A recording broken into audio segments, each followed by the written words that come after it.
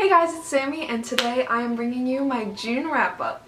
I am super excited to make this video for you guys today because I read some pretty great books in June and some pretty not great books in my opinion. I'm just really excited to talk to you guys about them. If you're new to this channel, I will tell you a little bit about my wrap-ups.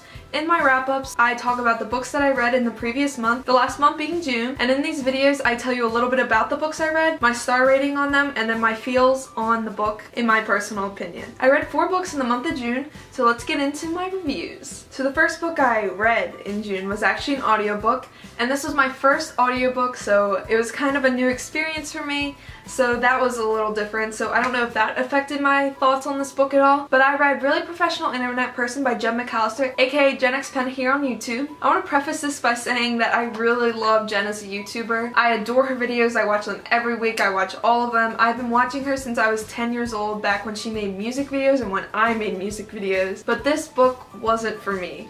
I gave it 3 stars, so I didn't give it a bad score or anything. It just was my medium score. Like, I didn't hate this book, but I didn't really thoroughly enjoy reading it or listening to it. This book was definitely aimed towards a younger audience, or for her like super fans, I think. I know about a lot of stuff that was discussed in this book, and it was a lot of just repetition, I felt like. She said a lot of these things multiple times. And I mean, this is her first book, so I'm not here to like judge her, because I mean, it was an autobiography, so what more could I expect? Obviously, it's about her life. But it definitely wasn't a bad book at all. Like, if you really love Jen X Pen, like, check it out definitely, because I mean, it wasn't a terrible book at all, but I will definitely be continuing to watch her videos because I just love hearing her talk in person. She's so funny.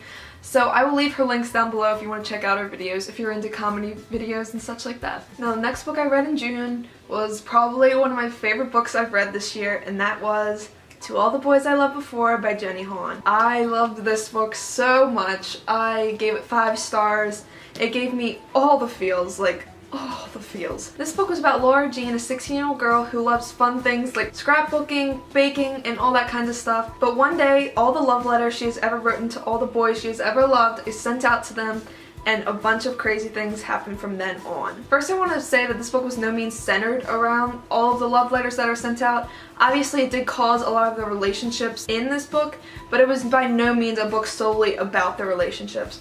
This book was definitely about family and sisters. The sisters bond in this book between Laura Jean and her older sister Margot and her younger sister Kitty. Their relationship was one of the most relatable I've ever read. I have a younger sister myself, and it was just really relatable to me. Like, I just felt like Jenny Han really wrote the sisters' relationships in this book so well. While I did heavily relate to Laura Jean, oh gosh, Margot's situation in the beginning of this book was something I could wholly relate to. In the beginning of this book, within the first 15 pages, I actually cried because we learned that Laura Jean's older sister Margot is going off to Scotland for college, and she has a boyfriend that she's had for a year or 2, and she doesn't know what to do with him, and they actually break up. This is something that's heavily personal to me because in a year I will be going off to college myself.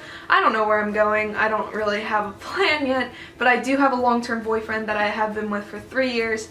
So in the beginning of this book, I was really emotional because I could just it was really emotional for me, guys. I found that it was written beautifully. It was written perfectly to what I think would be a really realistic situation. So within the beginning of this book, I was already hooked because I just wanted to find out what was happening between Margot and her boyfriend and Laura Jean and all of her antics that go out through this book. Oh my goodness, I love this book, guys. I really did. I really recommend this to anybody who is in high school, especially someone who's about to go off to college, especially to anyone that just wants a feel-good book with a great family dynamic. The sisters in this book, the dad in this book is just amazing. On top of that, I really actually enjoyed Laura Jean's narrative. I did not find her childish. I found that she made smart decisions, so shockingly. I know a lot of YA characters make dumb decisions, and it really makes me want to jump off a bridge. As I was reading this, I viewed her as a younger sister, even though we were the same age. She was just like, I really cared for her as a character, and I really wanted her to make the best decision. There is a love triangle throughout this book, but it's not heavily prevalent. It's not the only thing that's in this book. There is so much more to it. Of course, I have my favorite boy that I was rooting for throughout this whole book, and it was just really great, guys. I really highly recommend this book. I also read the sequel, P.S. I Still Love You, in July, so I will be doing a review on that. I think this is really great, especially since it's only 2 books right now, so the 3rd book is coming out in the spring of 2017, so I'm just really, really excited to pick that up soon. Please read this, guys.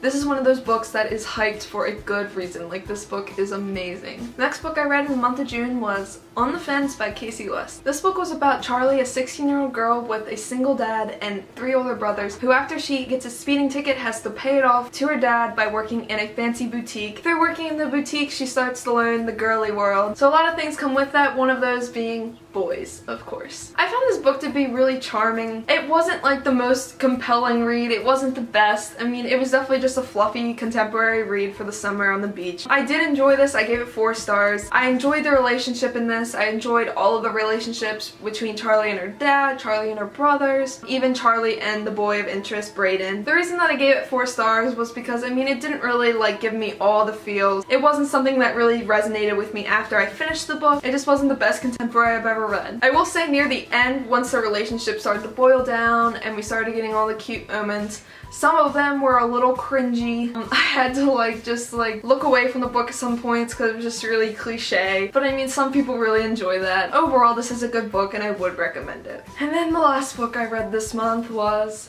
A Monster Calls by Patrick Ness. This book was really highly hyped. And I mean highly hyped. Like, everyone on my Goodreads friends list, everyone that I follow on Goodreads gave this either a 5-star or a 4.5 stars. It has 2 medals. I gave this book 2.5 stars and I feel bad about it, but I just really did not enjoy this book. This book is about a young boy named Connor, and Connor is having a lot of trouble in his life. His mom is very sick. He's getting bullied at school, and one night a monster comes to visit him. And I feel like that's really all I can say about it because that's really all it is to this book. And I feel like I missed something. I missed a poetic something. Like, the writing was okay. Like, I didn't find it tragically beautiful. I mean, it was just writing. The illustrations, however, were really beautiful. I don't know if you can really see this that well, but there were very beautiful images in this. That was something I really did enjoy about this book, but other than that, it really did not do anything for me. I was not connected to the characters. I did not care about the characters. The only character I honestly cared a little bit about was the monster. If you read it or if you plan on reading it, you will understand that. I found the stories that the monster told Connor throughout this book very beautiful and very thought-provoking, I guess. But other than that, I really wasn't, the ending wasn't shocking to me. The ending wasn't something that made me cry. Tons of people cried in this book. I didn't cry at all throughout this book. Not once. And it makes me feel like a terrible, reader. Something's wrong with me if I don't like this book. Okay, so the line in this says, "This monster is something different, something ancient, something wild, and it wants the truth."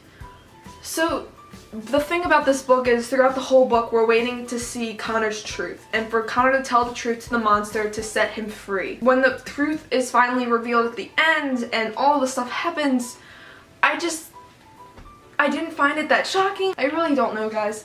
There must be something wrong with me that I didn't enjoy this book. That's all I've come to realize. I mean, why do I cry over stupid contemporaries and I can't cry over a good, thought-provoking Patrick Ness novel with beautiful illustrations? I don't know, guys. I really don't know. But I read this in June. I gave it 2.5 stars. I rounded up to 3 on Goodreads because I can't bring myself to get an offer of 2 when I didn't hate their book.